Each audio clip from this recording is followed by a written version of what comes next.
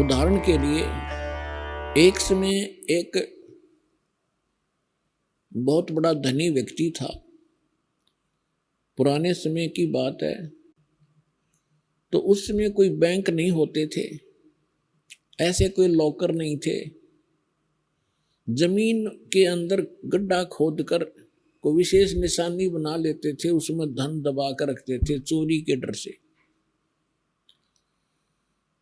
एक धनी व्यक्ति ने अपने दबाए हुए जमीन में धन की एक कोड वर्ड में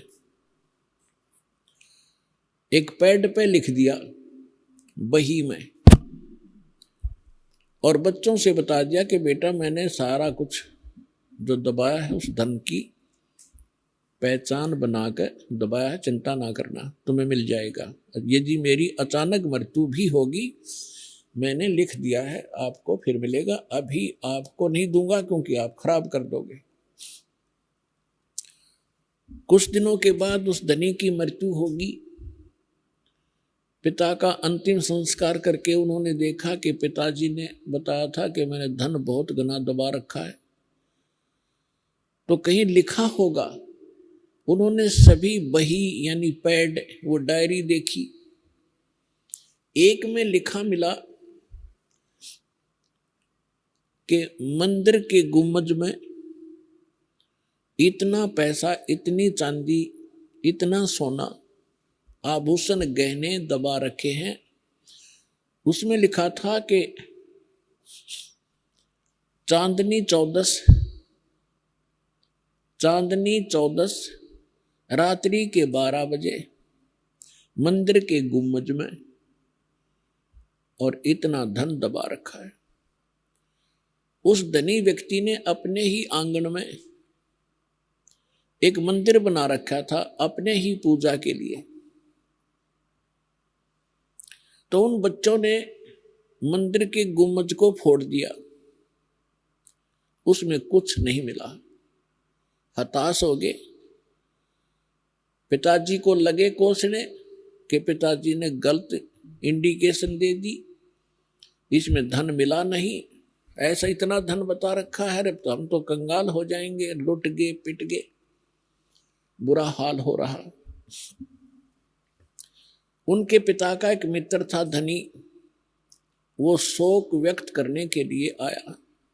उन बच्चों ने अपने पिता के मित्र से सारा दुखड़ा रोया कि हमारे पिताजी ने झूठ बोल दिया और झूठ स्थान बता दिया, वहां धन हमें मिला नहीं अंकल।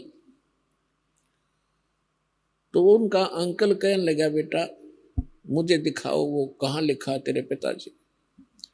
उसने पढ़ा कि रात्रि के 12 बजे चांदनी चौदस गुम्बद, मंदिर के गुम्बद में इतने पैसे, इतने चांदी, इतना सोना दबा रखा है। तो उसके मित्र ने कहा उन बच्चों से कि बेटा ऐसे करो, इस मंदिर के गुम्बद को यथावत बनवा दो जैसे पहले था, फिर मैं बताऊंगा वो धन कहाँ है। उन्होंने, बच्चों ने तुरंत वैसा ही बनवा दिया। और जब वो चांदनी चौदस आई, वो व्यक्ति आया और जहां चांद की चांदनी में, रोशनी में गुम्बज की छाया आंगन में थी, वहां गुम्बज का निशान बना हुआ था जो छाया का, वहां निशान लगा दिया कि यहां खोद लो। उन्होंने वो स्थान खोदा तो धन ज्यों का तो मिल गया। तो यहां परमात्मा ने बताते हैं कि हमारे जो सदग्रंथ हैं और महापुरुषों की जो वाणी है, ये कोड वर्ड में है, सांकेतिक शब्द हैं, और आपके लिए छुपा कर रखा था ये धन आज के इस बिचली पीढ़ी के लिए। तो यहां परमात्मा ने कहा है कि वस्तु कहां खोजो कहां, और किस विध लागे हाथ, एक पलक में पाइयो भेदी ले लो साथ। तो इन सभी सदग्रंथों का भेदी इस अध्यात्म खजाने का बाखबर तत्वदर्शी संत ये दास रामपाल है। इस विश्व में आज के वर्तमान के अंदर किसी के पास ना ये ज्ञान है, ना वो भक्ति है, और न ही वो यथार्थ मोक्ष मार्ग है। और पुण्यात्माओं, क्योंकि काल तो दुश्मन है आप हमारा, और ये कोई ना कोई किसी स्वार्थी व्यक्ति को परमात्मा के बच्चों का नाश करने के लिए कहीं ना कहीं प्रेरित रखता ही रखता है।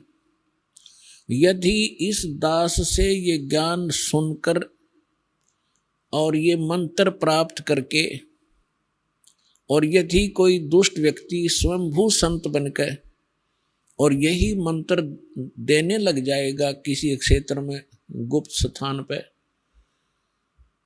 तो वो अधिकारी नहीं है।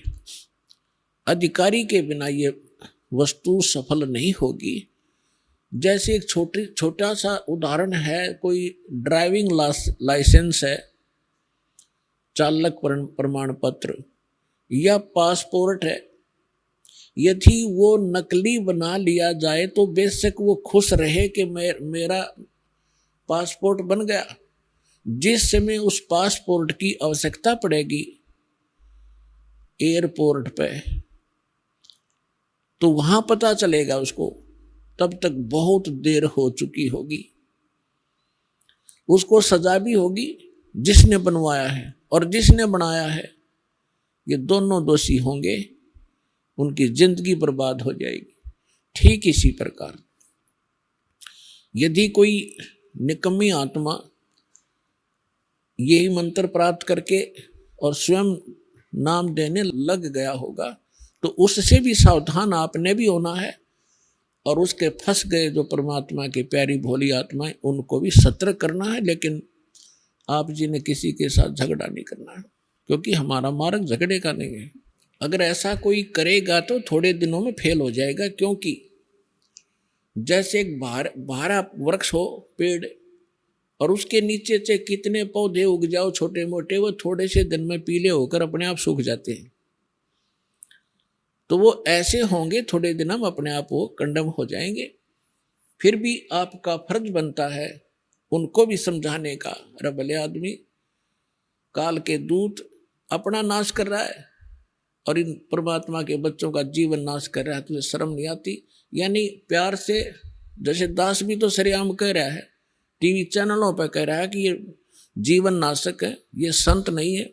इन अपना भी बैठा लिया जितने भी संत हैं, और अपने शिष्यों का भी जीवन नाश कर दिया। इनसे भी प्रार्थना करता हूं कि तुम भी सुधरो और इनको भगवान के बच्चों को भी फ्री कर दो, ताकि अपना कल्याण करवा लें। मानने ना मानने वो उनकी अपनी मर्जी है, उनके संस्कार पर डिपेंड करता है। लेकिन हमारा फर्ज बनता है ये ज्ञान बताने का। फिर हम दोषी नहीं रहेंगे। उस परमात्मा के दरबार में कोई जाके कहेगा कि मुझे किसी ने बताया नहीं, तो वहां नहीं चलेगी उसकी। फिर वो उसी समय उसको रोल दिखाया जाएगा फिल्म कि देख ये व्यक्ति आपको क्या सलाह दे रहा था और आप क्या बकवास कर रहे थे। तो फिर आप फ्री होगे, आप बरी होगे, वो दोषी होगा, उसको सजा भगवान देगा, हम नहीं दे